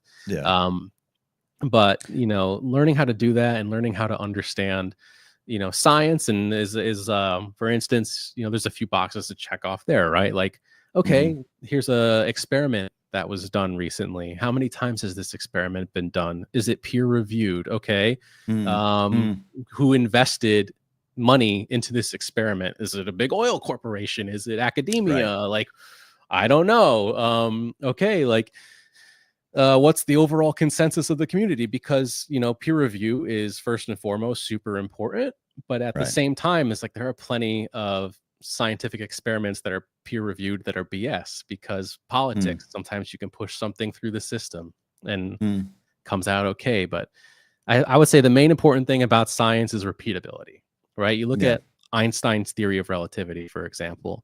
Every time someone tries to disprove the theory of relativity, they end up proving it even further. And that's been happening on and on for decades and decades and decades. And it comes to a point where you just got to accept it as fact. And that's why science, the word theory, means something a little more different than in our regular, conversation, that we have with our friends. Like, oh, I have a theory about this. Is much different than the theory of evolution, which is basically a fact. Because again, more and more other scientists repeat experiments and try to disprove things. They only prove it even further, or they advance the science. They go, oh man, we were wrong about this thing, but we found out something new instead that pushes the science along. And, that's what science is, this iterative process just to make our knowledge better. As a kid raised with the idea that it was all a theory, not unlike, will Ahsoka show up in Skeleton Crew? It was a theory to be discarded, and that the Earth was only 1,000 years old. As someone who had that drilled into his head for a long time, that the clearing up the actual word theory there is important. Yeah, definitely. And so it's much more nuanced, and there's a lot to it, but these are like some big ideas that I want to help instill in young minds and kind of like get us back on track to, the stuff that I saw, when I was a kid. I had, great teachers, great educator. You had programs like Bill Nye the Science Guy, and science and pushing the frontier of what we know was considered, cool and exciting, and everyone was kind of on the same page. And then the older I get, I don't know if it's something that happened as I was getting older, or if it's just like my worldview was expanding and I was seeing things I wasn't seeing before. But it's like all of a sudden, it's like, wow, why is everything so divisive all of a sudden? You look at something like climate change, where it's like all the science says, yes, this is man-made greenhouse gases. It's pretty cut and dry. And then you have, one peer-reviewed scientist go on Fox News and say, well, actually, it's not true at all. And it's just like, okay, well, 97% of your colleagues disagree with you. So that's the proof, unfortunately, you don't listen to. Proof, unfortunately, being in the pudding. And that kind of stuff is used against it. Brandon, I absolutely can't wait to have the world see your children's book as we talk to the next generations about how to navigate this truly complicated and convoluted conversation. There's a lot of things out there, a lot of information. You and I were talking this morning. I'm one of those people that says, asking questions and doing your own research in theory isn't bad. It's not inherently a problem. It's just sometimes those questions in the research confirm what people are saying, and you have to be willing to accept that. Those drones in New Jersey weren't aliens, and none of your own research is going to change that. Brandon, final question before I let you go from Jared the TIE Pilot. When do you think we could land on Mars? Super chat, super blather from Jared. Give us the answer, and let's see if we can put bets down on it. Oh man. Well, I mean, the hope was for us to be on the moon in the next year or two, and that keeps getting pushed back. And that's it's something like the Artemis program, which is super exciting. And then all the SpaceX people are going, oh, just wait for Starship, even though Starship's already a part of the plan. But don't get me started on that. So I don't know. Oh man, that's fair. That's fair. Optimistically, 20, 30 years from now. 20 to 30 years. We are going to be going to 7-Elevens on Mars. You heard it here first from Brandon Hanna. Hey, as always, thank you, Brandon. But out there watching, or if you're listening later on, go to Brandon's YouTube channel. Just search Brandon Hanna, or you can search it under film physics. Some of the stuff will pop up. A lot of stuff on there. A lot of science, a lot of film, pop culture stuff tied into science. He is a mechanical engineer with a movie obsession. That's a great description of you. Thank you, Brandon, for swinging by today, as always. All right. Yeah, thank you so much for having me on. And I think I see your resident science expert in the chat, Addie, kind of correcting some of my verbiage. So definitely listen to Addie and don't listen to me, because sometimes I don't always get all the lingo right. So. Hey, you know what? She's our professor of smart things, but you're right there as well. We appreciate it. And also, I will say publicly, thanks for breakfast this morning, buddy. Thank you, Ken. There you go. Scotty subbed. There we go. We're picking up one. All right, Brandon, thank you. We'll see you next time, all right? Thank you. All right, Brandon Hanna there. One of the best out there. Absolutely love that. And Addie says, not correcting, elaborating, which I think is how science should work, right? But me being not a smart scientist, don't know. All right, so the other thing I want to talk about here real quickly, they're going to take calls. We got calls from Brady. We got calls from Cal. Addie is in here as well. And I'm going to check the poll. If you are hanging out, you are watching the Blathering live with me, Ken Napzok, and I get it. The Royal Rumble's on. It was messing up my stream. Don't spoil it for me. I'm going to go back and have to watch. A lot going on, so I appreciate if you're watching live or listening later on the podcast or here on the YouTube channel. Do me a favor, hit that like button. Yeah, you always hear that. We always make fun of it. Hey, guys, hit that like button. Watch time, likes, subscriptions, all those things help as we continue to grow the Blathering. Don't forget, you can support me on Patreon at Ken Napzok, patreon.com/Ken Napzok. You can get Hot Burbank Nights too. I've had too many Thin Mints, so I'm starting to lose pronunciation and diction. The Thin Mints are wearing me down. I'm just going to blame that. We also got the poll up. Speaking of Thin Mints, we're at 35 votes are in. Favorite Girl Scout cookie? Is it a pretty straightforward radio question? Yeah, it is. And we've got a surprise leader right now. I'm not ending the poll yet. We've got Thin Mints, 26%. Tagalongs, 23%. Lemonades, 14%. If you have an other choice, leave it in chat down below. But Caramel Delight Samoa's 37% is a big, big handy win. I don't understand it. I never want to yuck yums, but that sucker's got coconut on it. What are you doing? That's like shavings. You're eating like like fiber, woody shavings on your cookie. No, just mints. Let's go to the calls. See, I knew you voted for it, Brady. All right, Brady, get in here. I want to take your call. We need to know about this here. And then I'll get to my resist bot thing here. Brady, Jared the TIE Pilot agrees with me. Coconut gross. Rich T doesn't like coconut. Defend coconut. I mean, coconut is delicious. I don't know what else to say. Fair enough. All right, so this is when Addie calls in. She hates coconut but loves Samoa, so maybe it's a context thing. Interesting. Okay. Yeah, I honestly, I did not see Samoa. I saw the other name, so I didn't vote for it. Okay. Oh, would that have been your choice? That would have been my choice, but honestly, I feel like I'm going through a change. Samoa used to be by far the favorite, but it's a little bit too sweet for me now. So I kind of have maybe my vote was actually more accurate. It's a texture thing, says Steve, and I agree. Jared said the Dark Jedi says coconut. No, but I love that you're tracking your life, your emotional growth, your personal growth through cookies. I think that's a good thing. I'm just getting old. I like the shortbread cookies now. Like, what the hell? Yeah, absolutely. I like those too, but they give me heartburn. Look forward to that when you get older. Brady, what's on your mind tonight? What's your question? Yeah, so I'm kind of going through an arc. I'm going to go through an arc this call. I'll be quick. Okay, a quick arc. I like it. A quick arc. You remember how like they mentioned like the winners of the selling who sold the most Girl Scout cookies?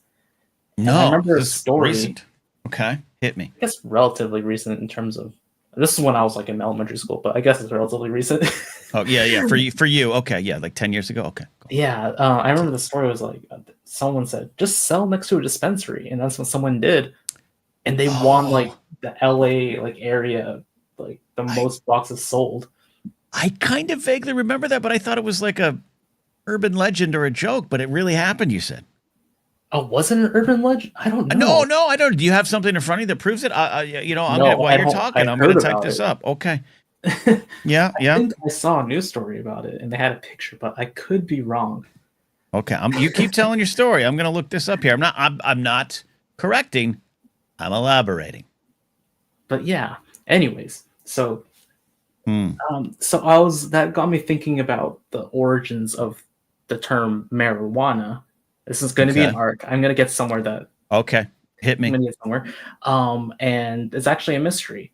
But then I found out that hemp, like the plant, I guess the general plant term for marijuana, the family comes from, it comes from parts of China, and the term for hemp in Chinese is ma. And there's a theory. I guess it's more of a hypothesis. Well, it's linguistics. It's not the same. Anyways, there's a hypothesis that the term marijuana comes from Chinese, and there's a term called marenhua, which is like hemp seeds. Or no, not hemp. It's more like hemp seed flowers, I guess. Yeah, so like marijuana, marenhua, it sounds like it could have a link, right? Absolutely. And this makes sense because in some ancient Chinese, it's not really a religion, it's a religion philosophy, I guess. Yep. It's weird. So there's a thing called Taoism or Taoism. Yep. And I'm sure like in California, you've probably heard of it, but it's like this philosophy. Your fortune cookies probably borrows some sayings from the Tao Te Ching. Or, Star Wars Clone Wars, they probably have a lot of those. Oh, absolutely. Yeah. There's also a movie that came out in the 90s with Donald Logue called The Tao of Steve. That's where I learned about it. The Tao of Steve. The Tao of Steve. Real kind of, I wouldn't call it a rom-com, but like an indie kind of The Way personal of Steve. Growth. Yeah. Interesting. Okay. Check it out. But anyways, yes, this religion, philosophy religion, has this kind of like stereotype where it's like way, which is like not doing anything, go with the flow. Okay. And I kind of connected to it because a lot of the incense they use in the ceremonies uses hemp. And I was thinking, okay, these bunch of monks are basically getting high, and they wrote this stuff down. Just go with the flow, man. Go with the flow. Go with the flow. And they came up with a lot of concepts like balance, right? The yin yang is all about balance. And a certain cat from the 70s named George Lucas borrowed a lot when he was writing Star Wars. Heard of him. And there's a concept that's called chi, which is very similar. If I were to describe it, it'd be exactly the way Obi-Wan describes the Force. It penetrates. It's everywhere. And so George combined that with the Western concept of good and evil.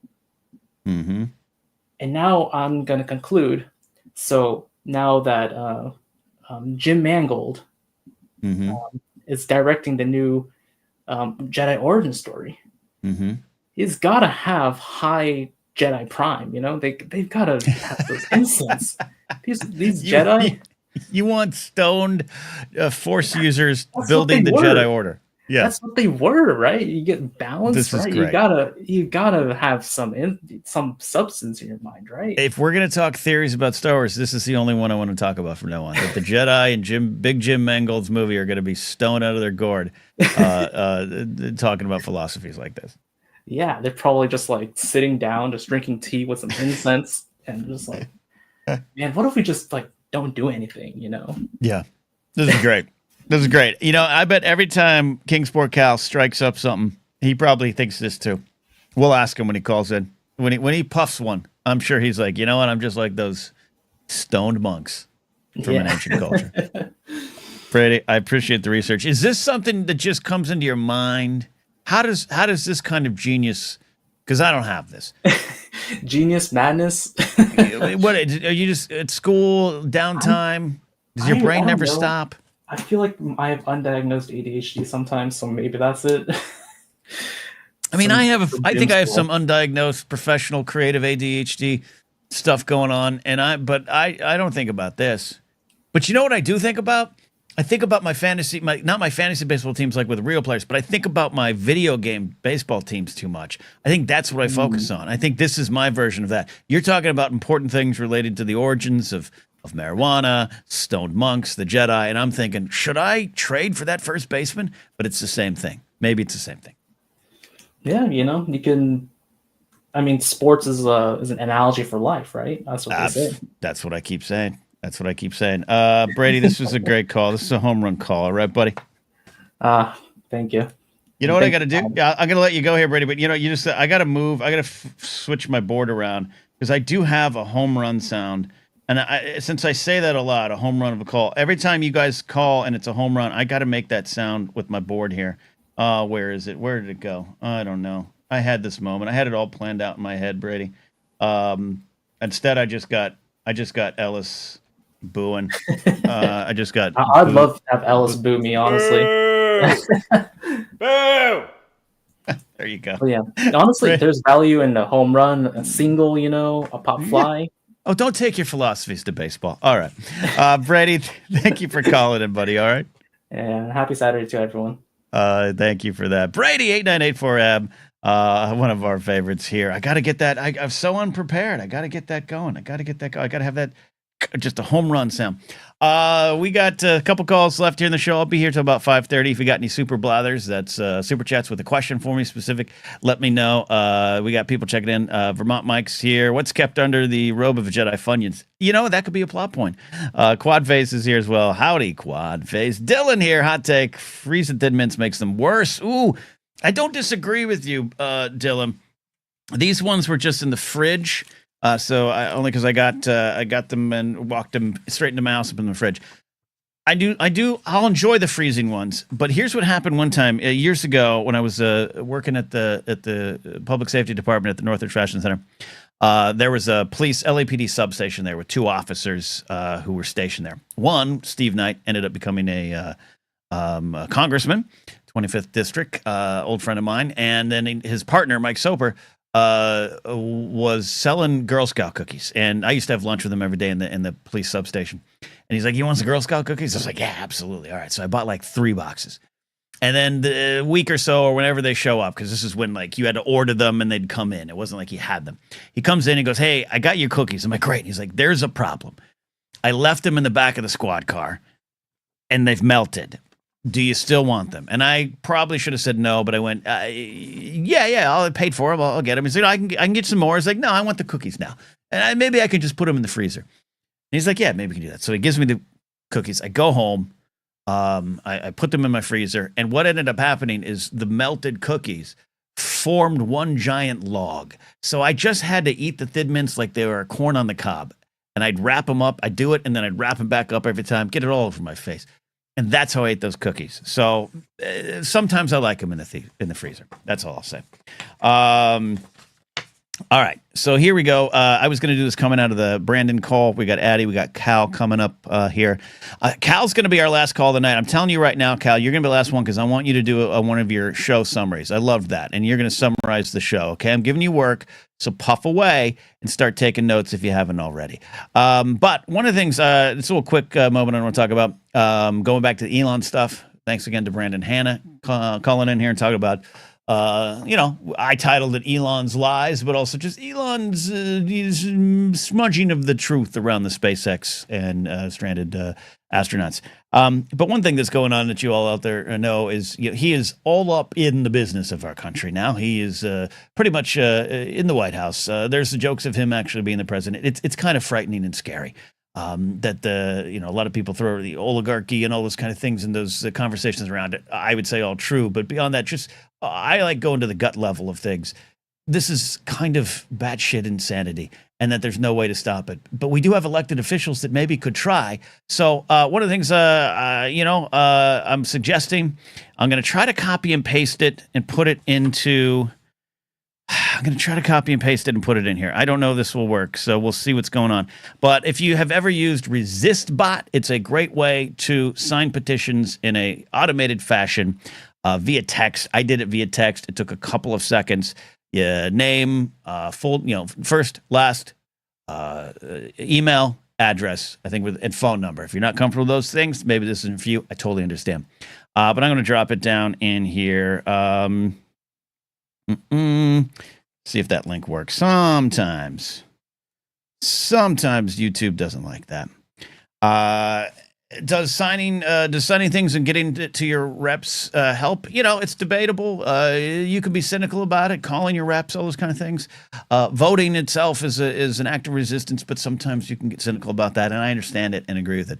I don't know what we could do right now other than voice our opinions. So I signed that. And I maybe think if you want to consider maybe this is something to be alarmed about. This will send it to the reps in your area. I didn't even need to choose. Again, if you haven't used ResistBot before, it's really easy. So wasn't like they were like, who are your reps? It automatically sent it to Alex Padilla, Adam Schiff, and one more, and the name escapes me. So they take care of it for you, and it's just a petition right now to say, hey, he and his team, you should not have access to government computer systems, even under the idea of this efficiency organization. That there's just a lot of chicanery and, quite frankly, bullshit going on with him there. So if you want to raise your voice, go ahead and put that there. I put that there for you. Sign up if you're there.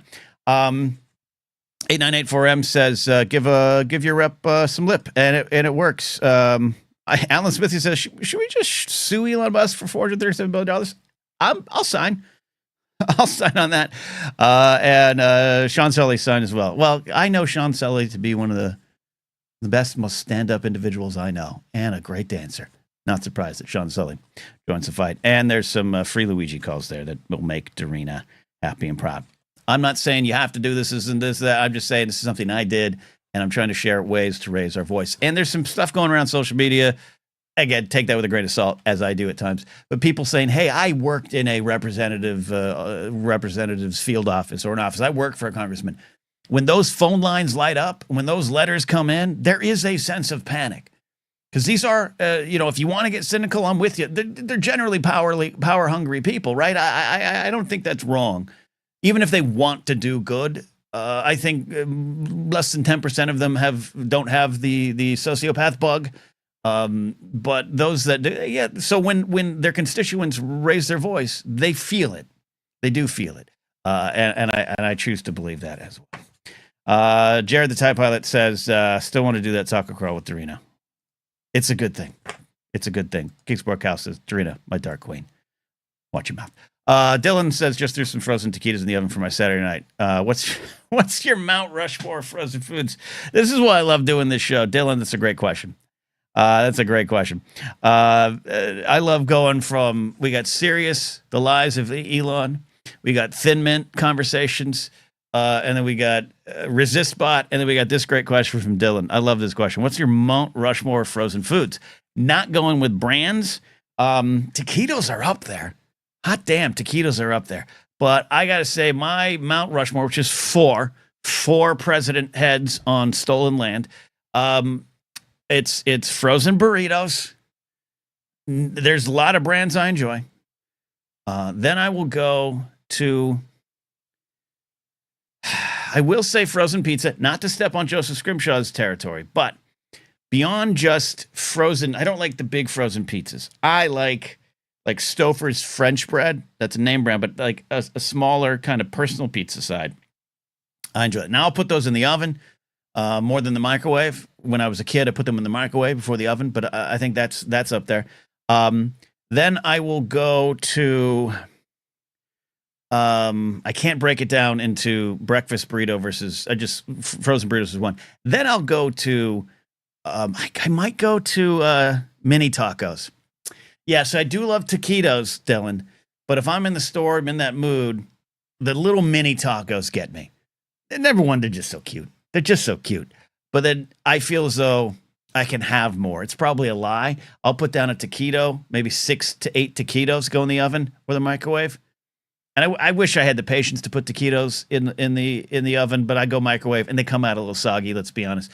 But the frozen little mini tacos, because you can just dump a bunch.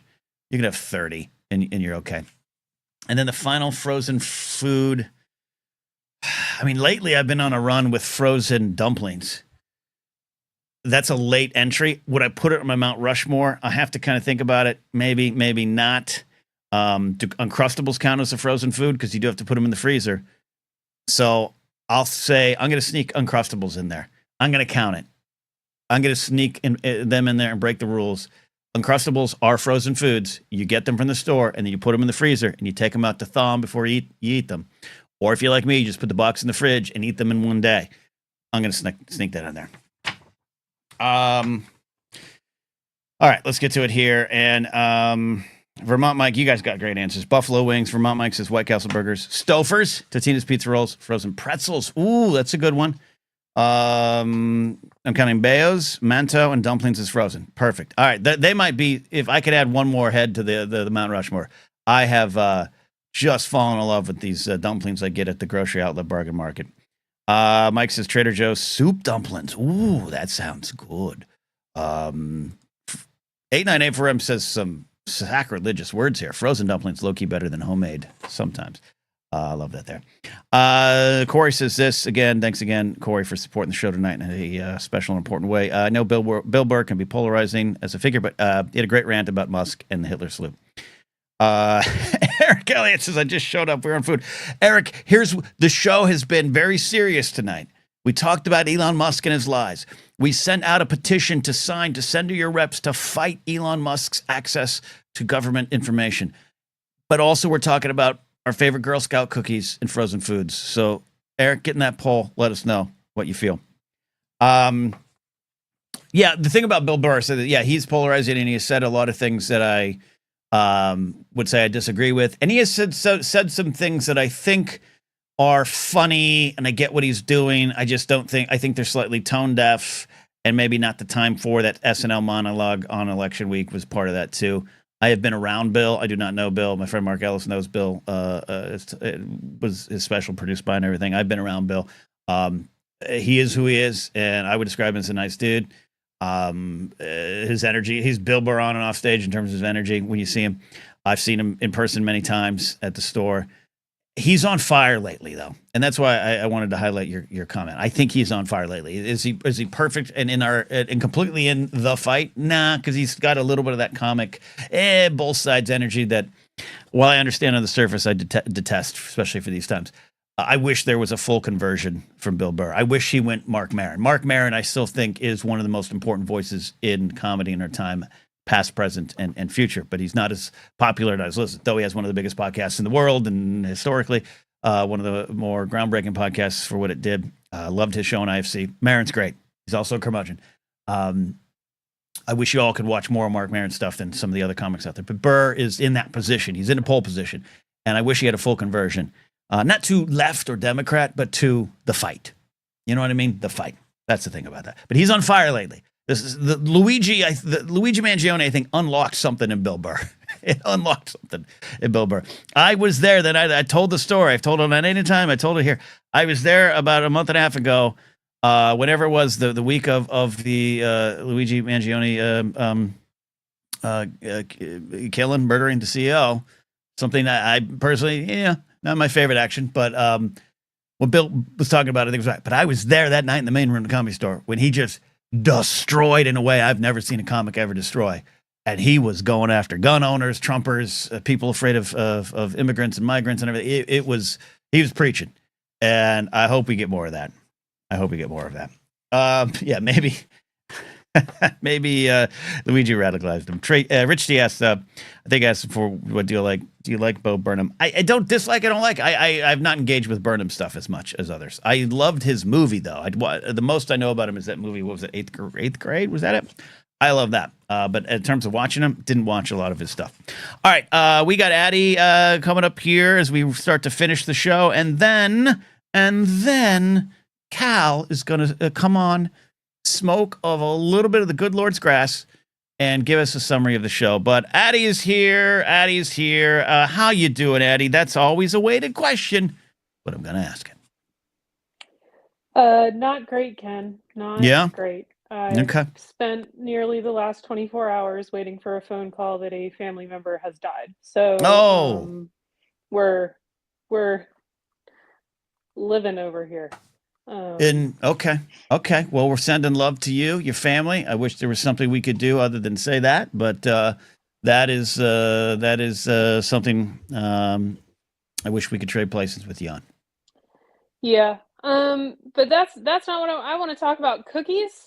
Okay. I want to talk about the CDC website. Okay, cookies, CDC website. This is what we're here for. What's not necessarily linked to each other. Could be linked. I don't know what's in these Thin Mints. I don't know. Maybe the CDC can warn me. A lot of love in chat for you there, Addie, too, as well. So, hit me. You go where you want to go. Okay, so first of all, I learned this having lived a lot of different places. The names of your Girl Scout cookies are based on the bakery that they're made in.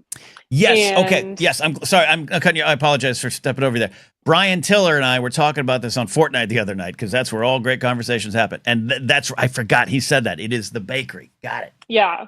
So I voted for Samoa's because even though I don't like coconut, I do love Samoa's. It makes me think that the coconut isn't real in the Samoa. Might not be. For me, it's a texture thing, but I just think that the texture of the coconut in the Samoa isn't the same because they've doused it in caramel. Right. But I would have voted for the tagalongs, but I forgot that's what they were called. Because for me, they've always been peanut butter patties. Which, interestingly enough, on the West Coast, your bakery, the bakery that you get the tagalongs from, if they're called tagalongs, they actually use the same peanut butter that they use in Reese's peanut butter cups, so they are superior. Oh, that's why I like them. Okay, I do love the tagalongs. Yeah. Anyway, those are my bakery factoids for you. I love that. I want to raise a flag for us all for the CDC medical eligibility criteria for contraception website. Which is a website that medical providers can use to figure out which contraceptives they should prescribe to patients based on different medical conditions that they might have. That website is gone.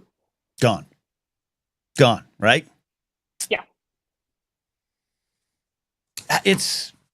So, the deluge continues. Mm-hmm. And they hope we don't notice certain things. Right. And I saw that earlier today, like right before the show started. I saw a post on social media of a doctor pointing that out. I went and I Googled it myself. The website comes up as a 404. It is not there.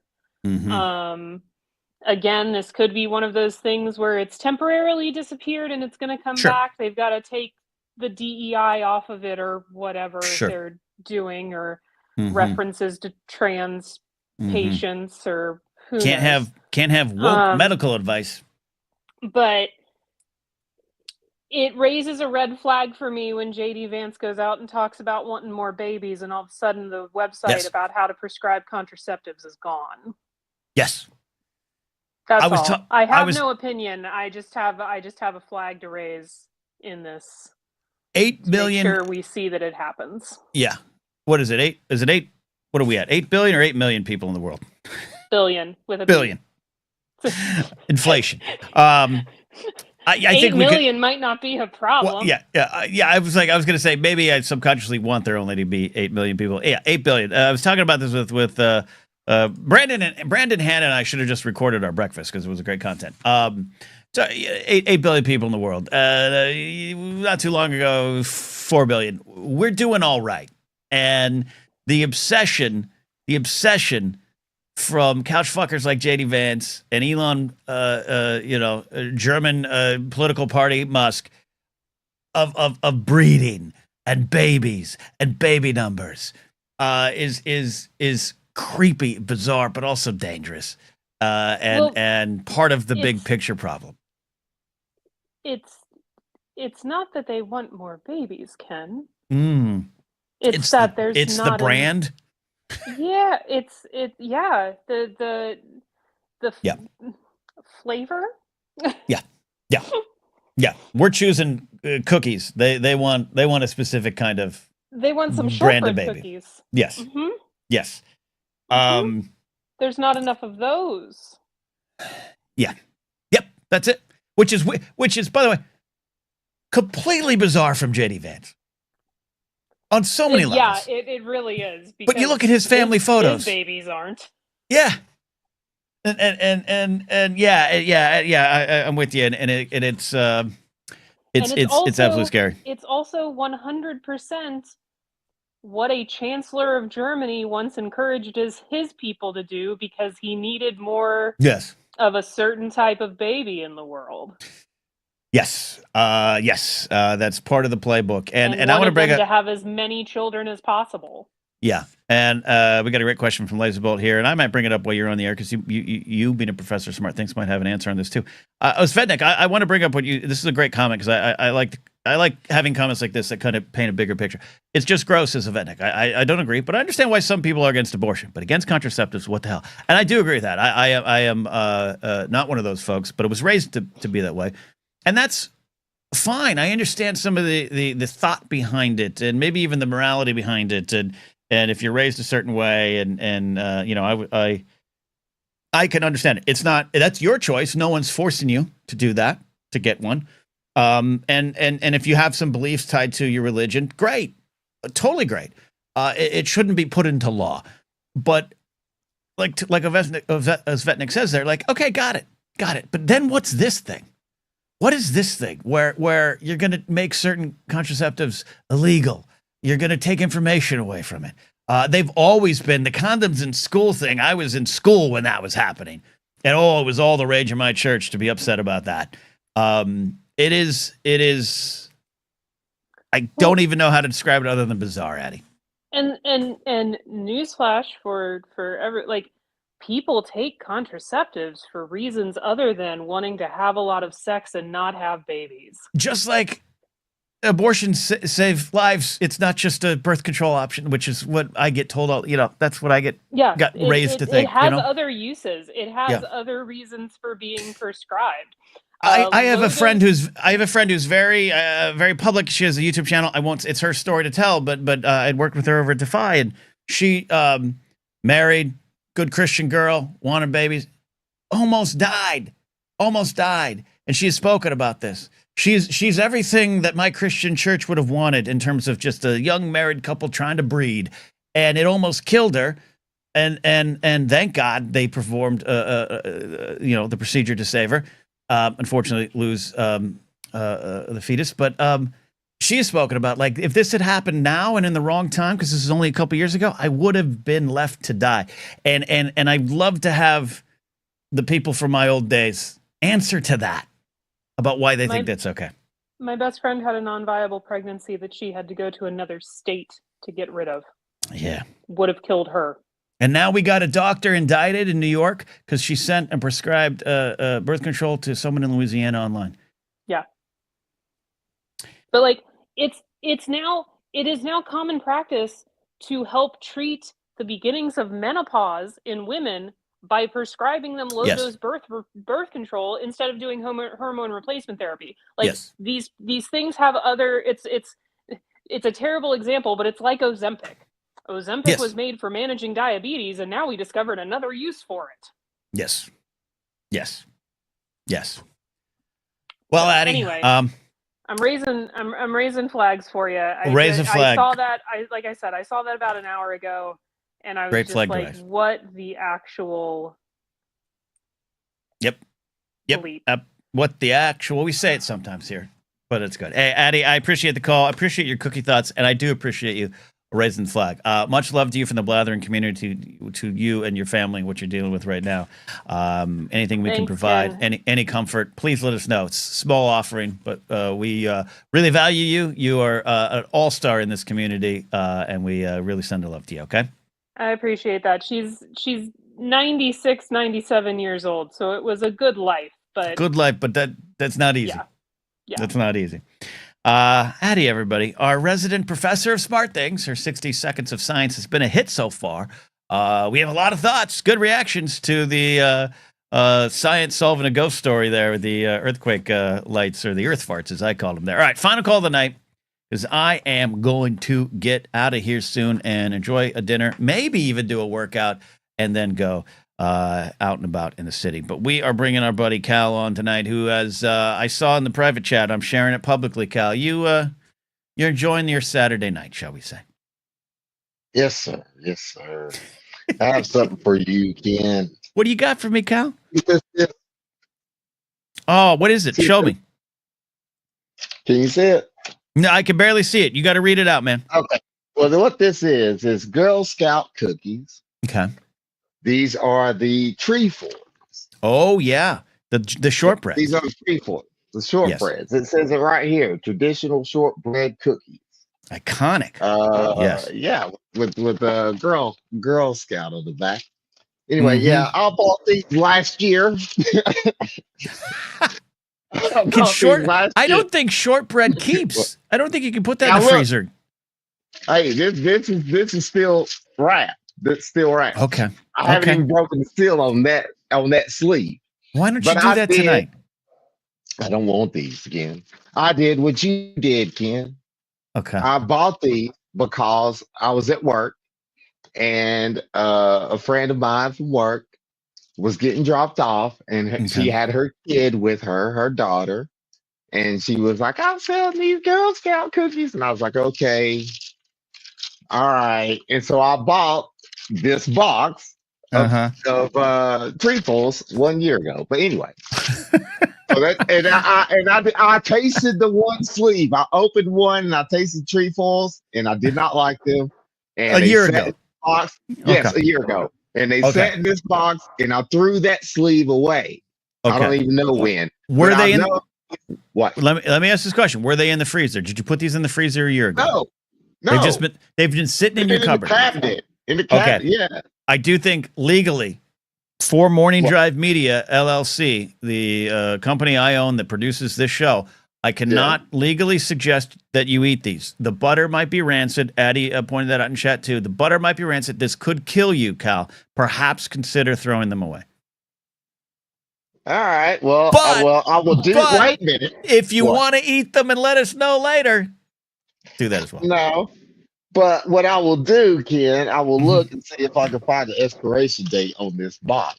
And then I will take judgment into my own hands. Okay, that's fair. My own life. It's your life. It's life. It's your life. Beautiful, Cal. What do you got? You got a question for me? Yeah. I'm forcing you to summarize the show. It's not. Sorry. I know. I'm going to do my best. No, I didn't really. Well, I'm glad you did pressure me to do something, because I did. All I really had was I found something that I didn't know existed today, Ken. What's that? What's that, Cal? I do have my notes, Ken. Anyway, I know you do. I found something that I didn't know existed, and that is MAGA getting fucking. MAGA getting getting caught getting caught, getting the Okay. I told you so stuff. You see what I'm saying? Okay. I see what you're YouTube saying. picked up some crazy algorithm. YouTube, my feed did some weird stuff, and they gave Okay. me this algorithm, and I started getting all this weird stuff. I'm back to getting people getting shocked by saying stupid stuff. You see what I'm Okay. saying? I see what you're And saying. it brings joy to me. Like one dude, this is sad though. This is sad. One dude, one dude, one dude's wife. This guy voted for Trump, and his wife got deported. I think I saw that headline. I didn't click Yeah. on it, so I don't know the full context of the story. Dude, But I saw that. Yeah. Okay. Was it true? Is it true? I think it's true. I'm not You think exactly it's true? sure. Okay, I think okay. it's true. Okay. I hope it's true. But I'll say this. I'll say this. What? Sadly, I hope it's true. Not. I feel sorry for her. Yeah. But I do. Leopard But face party does some eating. What are you gonna do? it's the definition of mess around and find out. I mean, That's right. it's happening now. It's happening, and I find that to be hilarious. But I do because too. it's things that we already do. Anyway, what? Well, look here. I'm at the point we're at today where Trump has levied these extremely abnormally high tariffs against Canada, Mexico, and China, and I say that because I have to point out to some folks in my family that there's been some tariffs, and Biden administration kept some of the tariffs going, but this is going to be, every economist in the world says this is a problem. And they were like, "You're lying." I was told I was lying. And look, I'm not an economist, so I'm not going to throw a bunch of facts back at you. But here it is. He's done it. I hope the eggs go to $48. I hope the eggs go to $48. I hope coffee or whatever we get from all these, Colombia was the coffee situation with those tariffs. I hope we're buried in it. I'd rather be buried in these prices as an "I told you so" than to have him pull them back. Dude, like I was reading today, like 2/3 of our tomatoes come from Mexico. Yes. And then our Yes. lumber, most of our lumber comes from Canada. Yes. And they want to put these tariffs. It's going to make home prices rise. Anyway, I don't want to get into all that. But I know. Okay. But all right. So okay, I got the summary. Give me the summary. Give me the summary. I'm going to try it. Well, everybody showed up. All the members showed up today, so I'm not going to mention them. I'm going to mention the people who were not members, but who are active in the chat. That's Rich T. Rich T. He's active in the chat. Mm-hmm. Active in the chat. And then you got the Dylan Berry Network, who's All-star, who's active in the chat. Yeah, he's got a great question. Dylan, this is a great question. I might answer it on another episode because I might think about this here. But he's got a great question about 4 sports commentators who inspired my early radio career. Great stuff. Okay, keep going. This is great. Kyle. Let's see. Oh, I also wanted to tell you real quick that I listen to Marin a lot at work, and you remind me of Marin. That's probably another reason why I like you. Oh, thank you. Am I'm a curmudgeon too?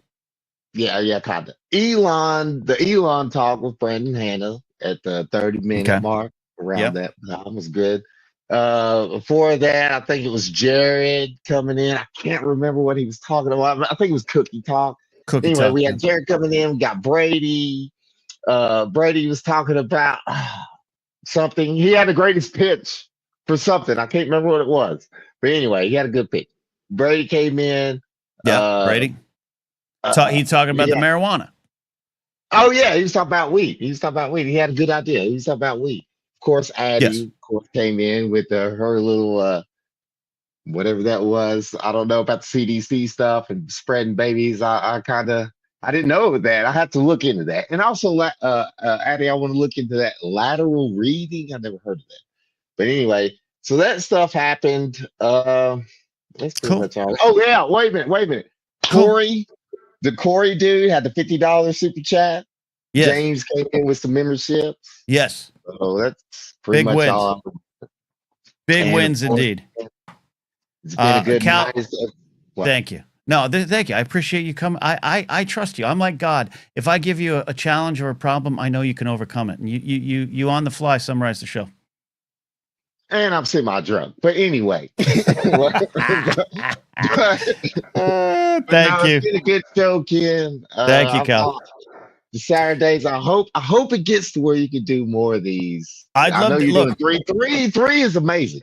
I'd love to do 5. I'd love to maybe Sunday nights can't, but and 6 seems like I won't have a life. But I'd love to do 5, so we'll get there. All right, you all help me getting there. Yeah. All right. Okay. Get me Thank out you, of here. Cal. I'll see you later. All right. Cal's on his way out. Laserbolt had a question I didn't get a chance to answer. I was going to ask with Addy on, what do you think might happen to things like state national parks? My state job starts in April, and I'm a little worried. Thank you for the super chat, Laserbolt. Yeah, I don't have that answer for sure. I would absolutely be worried, but I don't know, but I don't want to put false worry into your mind. So that's why I was going to lean on smarter folks than I to give that answer. But Laserbolt, I think you are going to be okay. And you're going to start your YouTube channel, Forest Meats, and it's going to be good. Final thing of the night, I did want to confirm this.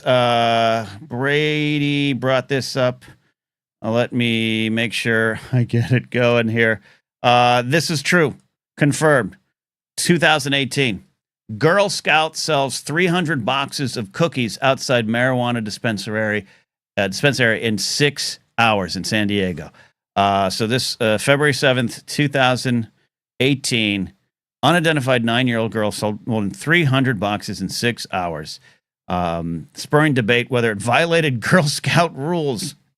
I don't know if it did, but that's an entrepreneur right there. That is the American dream. So I love it. Appreciate it. We are out of here today. We'll see you Monday. I don't know the rules to violate. Brady, that's your homework assignment. I need you to find the rules. As always, check out things I love to support. Shock City by my buddy Aaron Alexovich. Great graphic novel story about 2 kids living in a city ruled by fascists. Don't forget to subscribe to Brandon Hanna and Film Physics. Check out the interviews. We did the one with Dan Larson from Secret Galaxy. We got a great one coming on Tuesday with Andy from Genders, Queers, and Buccaneers. And don't forget, if you want some entertainment news and opinions from my buddy Brandon T. McClure, hit that QR code there. And on patreon.com/Napzok, you can get my full Hot Burbank Night set there as well. I'm out of here tonight. Going to have some more cookies, hang out, get to work, do all those things. You guys are the best. See you next time here on The Blathering.